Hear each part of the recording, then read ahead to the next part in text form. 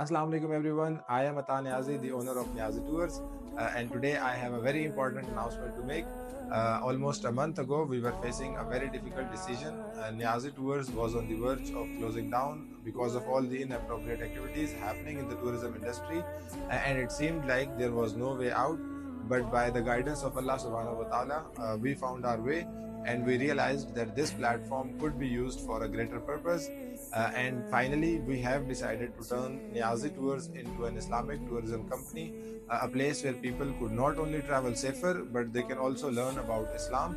So, here are a few changes we have made. First of all, no music during our trips. No females would be allowed to join our group tours without their parents or their brothers. We will be offering separate trips for females who can't join with their families. Our company won't be participating in any music festival happening across the country.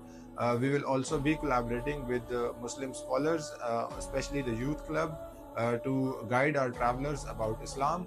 Also, there will be no music on any of our social media platform, and this is the reason why we have removed all our previous content from all social media platforms. We want you all to share this video as much as you can so that the families who avoid traveling because of these inappropriate activities can join our group tours. Thank you so much for watching this video, and I'll see you on the other side. Jazakallah.